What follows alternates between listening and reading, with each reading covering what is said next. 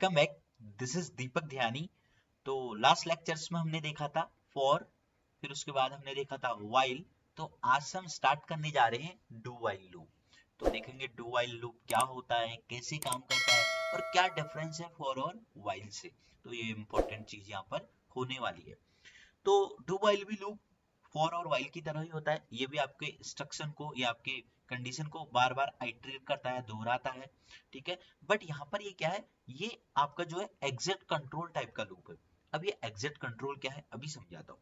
The Java do while loop is used to iterate a part of the program several times if the numbers of iteration is not fixed and you must have to execute the loop at least once, it is recommended to use do while loop.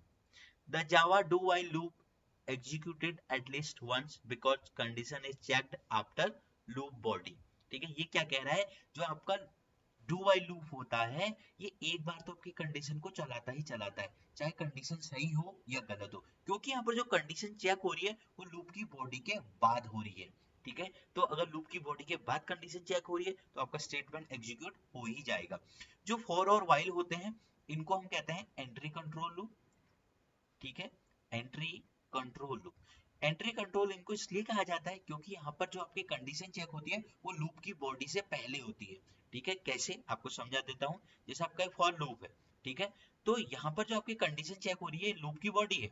ठीक है, ये loop की body है, तो loop की body से पहले आपके यहाँ पर कंडीशन चेक हो जाती है, तो इसलिए इनको क्या कहा जाता है, एंट्री कंट्रोल लूप। और डू वाइल को जो कहते हैं वो कहते हैं exit control loop. Exit control loop इसलिए कहा जाता है क्योंकि कंडीशन को बाद में चेक करता है, लूप की बॉडी के बाद चेक करता है, और फॉर और वाइल लूप की बॉडी से पहले कंडीशन चेक करते हैं। तो इसीलिए क्या कह रहा है, the Java do while loop executed at least once because condition is checked after loop body। ठीक है, तो उसका सिंटैक्स देख लीजिए, काफी आसान है। आपने लिखना है डू और इसके अंदर क्या आएगा, कोड टू बी एग्जीक्यूटेड, ये इसको हम कह सकते हैं लूप की बॉडी। ठीक है, अब यहाँ पर अगर आप देखेंगे कोई कंडीशन चेक नहीं हो रही है लूप की बॉडी, देन कंडीशन चेक हो रही है लूप की बॉडी के बाद, इसलिए इसको एग्जिट कंट्रोल लूप कहा गया है। ठीक है, तो एक प्रोग्राम ये है यहाँ पर देखिए, क्लास का नेम बना है public static void main and i equal to 1। ठीक है, do system dot out dot println i, यहाँ पर 1 प्रिंट हो जाएगा। फिर इसके बाद कंडीशन इंक्रीज हुई, 2 हो गया, 2 लेस देन इक्वल टू 10। अब ये देखिए, अगर कंडीशन सही होगी तो अपने डेस्टिनेशन तक पहुंचेगा, अगर गलत हो जाएगी तो एक बार तो आपका स्टेटमेंट एग्जीक्यूट होगा ही होगा। तो इसको मैं आपको प्रैक्टिकल करके दिखाता हूँ, वहां सारी चीजें को समझाऊंगा, वीडियो को लास्ट तक देखना। यहाँ पर मैंने बना दिया पब्लिक क्लास डू वाइल, तो अब हमें लिखना होगा public static void main string args, then मैं यहाँ पर से एक वेरिएबल डिक्लेयर कर लेता हूँ एंटर आई। ठीक है, और आई को एक कोई वैल्यू दे देता हूँ, आई इक्वल टू 100 दे देता हूँ। ठीक है, देखना समझना। अब मैं यहाँ पर अपना डू वाइल को इंप्लीमेंट करता हूँ, तो यहाँ पर मैं लिखूंगा डू कर्ली ब्रेसेस, यहाँ आप क्या करेंगे, लूप की बॉडी या जो भी स्टेटमेंट आपने एग्जीक्यूट करना है, तो मैं लिख देता हूँ वाई छोटा होता है system dot out dot println, i लिख दिया है हमने। ओके, अब यहाँ से आई को क्या करना होगा, इंक्रीज या डिक्रीज। सपोज मैं इसको 100 से लेके कहाँ तक लेके जाना चाहता हूँ, आगे ले जाना चाहता हूँ, तो मैं क्या करूंगा, आई प्लस प्लस करूंगा। ठीक है, अब यहाँ पर आप क्या डालेंगे, कंडीशन, तो वाइल की condition, while i less than equal to 10। ठीक है, अब डेफिनेटली ये गलत है, कंडीशन तो गलत है, तो देखते हैं क्या काम करता है, कैसे काम करता है। देखो सबसे पहले क्या हो रहा है, आई की वैल्यू यहाँ पर 100 हुई, यहाँ पर कोई कंडीशन चेकर नहीं बैठा है क्योंकि लूप डू वाइल को क्या कहा गया है, एग्जिट कंट्रोल लूप कहा गया है। तो ये डायरेक्ट अंदर जाएगा, system dot out dot println 100 print करा देगा।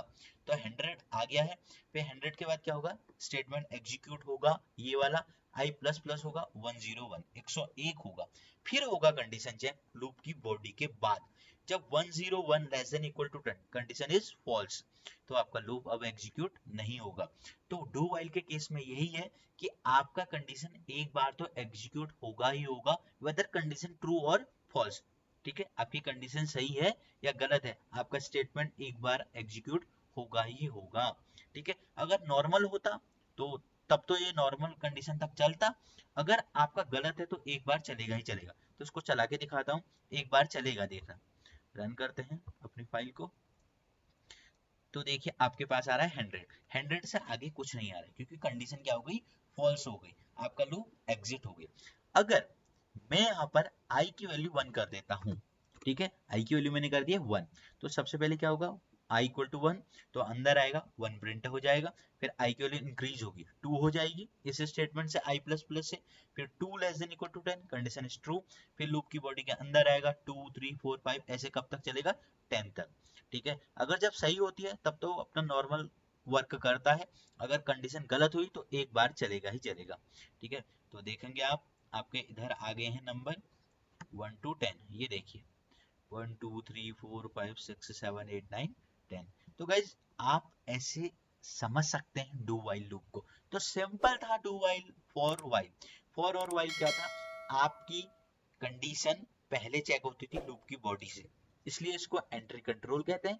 एग्जिट कंट्रोल तब कहा जाता है, कभी कभी एग्जामिनर पूछ लेता है what is difference between entry control loop and exit control loop, तो आप बता सकते हो एंट्री कंट्रोल में क्या था, कंडीशन पहले चेक होती है लूप की बॉडी से, और एग्जिट कंट्रोल लूप में कंडीशन बाद में चेक होती है।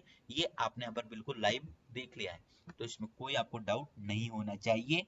तो आराम से देखो, नोट भी करते हुए चलो, कोई दिक्कत है तो बता देना। मिलते हैं नेक्स्ट वीडियो में, थैंक यू।